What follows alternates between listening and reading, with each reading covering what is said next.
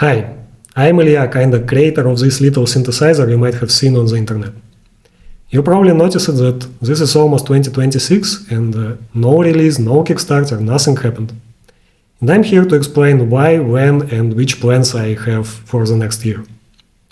First of all, I really want this thing to be as cheap as possible, but come on guys, I don't plan to drop it for free to GitHub. Because I spent more than 3 years developing it, and of course I want to earn some money.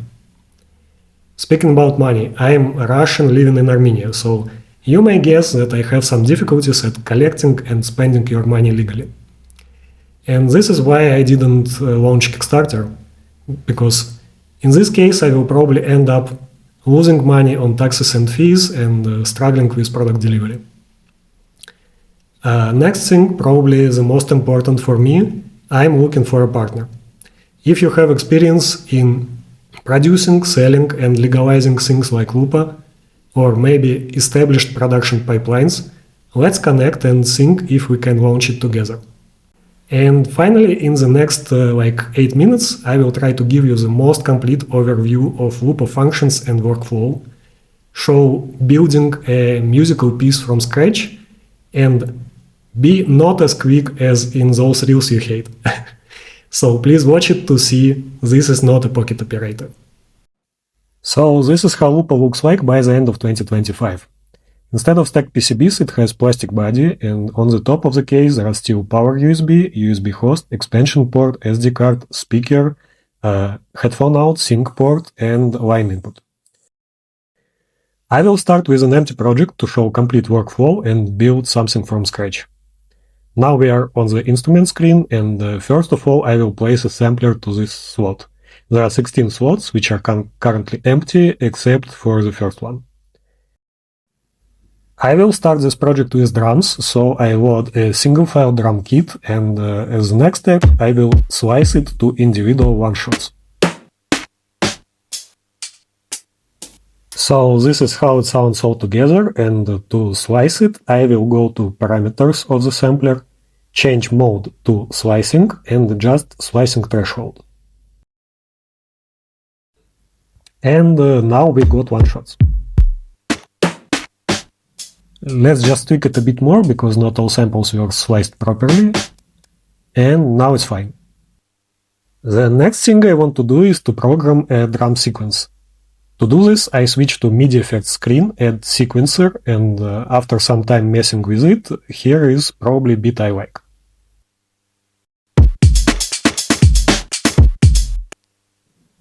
And now there is one more step I want to do. Let's add a filter on top of it and map it to XY pad. So I switch to track effects screen, add filter here. There is no visualization yet, but it's okay, believe me. And now I can map filter parameters to the touch surface. X-axis to filter cutoff and Y-axis to filter resonance.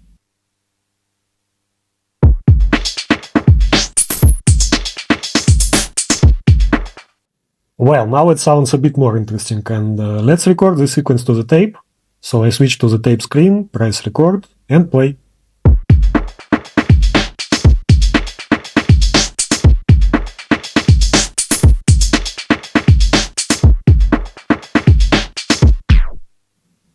So we've got some bases for, let's say, a track, and now let's add the bass. I switch again to instrument screen, select sampler, and pick some bass sound.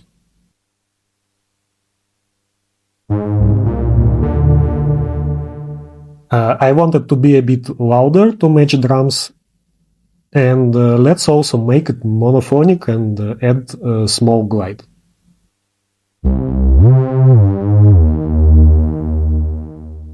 Okay, here we go. Let's go back to the tape screen, select second track and record bass.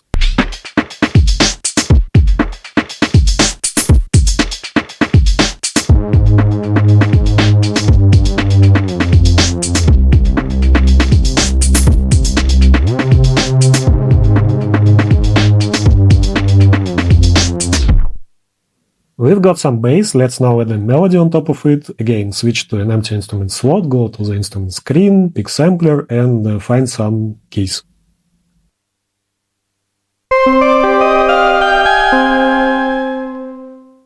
And at this point, I want these keys to play chords. To do that, I switch to the very first screen and change mode to omnichord. In this mode, touch keys are playing chords, and XY pad allows you to strum notes from those chords.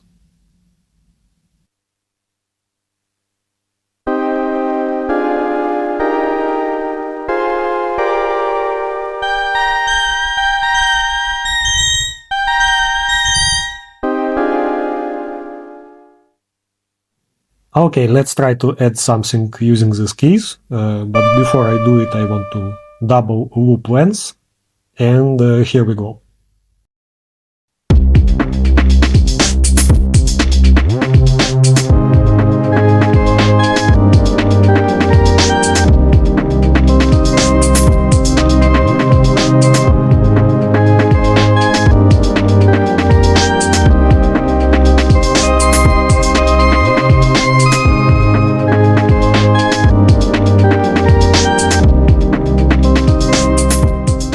Let me also show you some tape effects like slow down or reverse.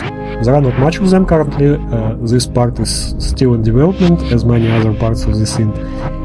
But the idea is pressing FX button in tape mode allows you to play with tape effects.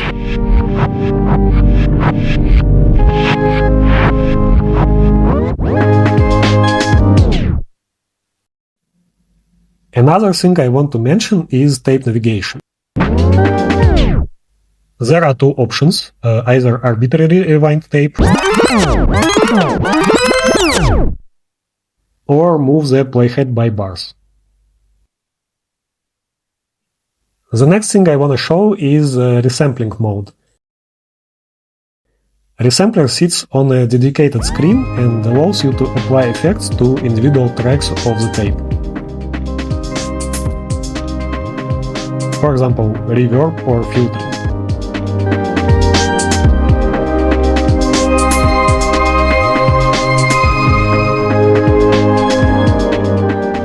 So I first applied them to the melody, and now I apply them to drumstick.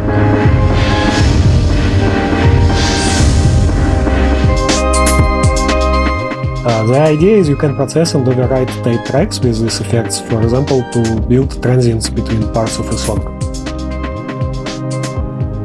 Another thing I want to cover is master effects, like regular send return effects. I'll place reverb in this case and then go to mixture, which also has poor visualization yet.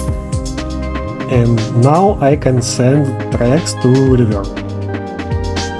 So let's add a bit reverb to drums and also to the melody.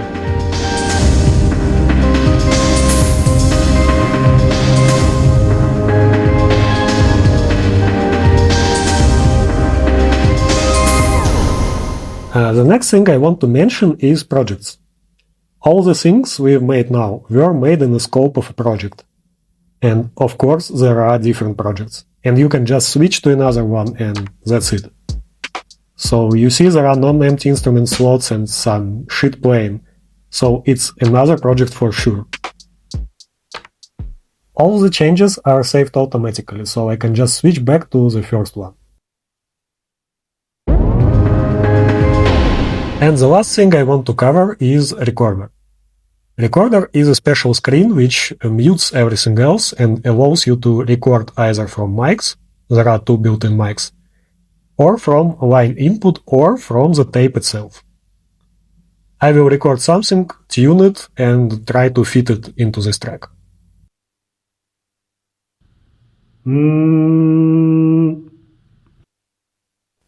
So I recorded something, and again I go to a new instrument slot, select sampler, and pick the last one from recordings.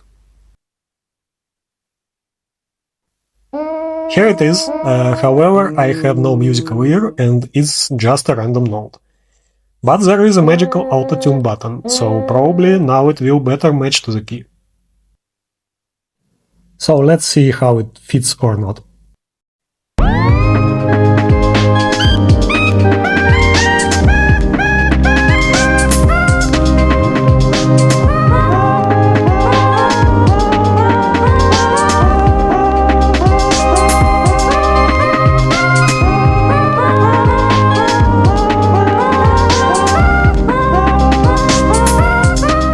Okay, that's pretty much it. Thanks for watching and see you in 2026. I really hope that the next big video will be a release announcement.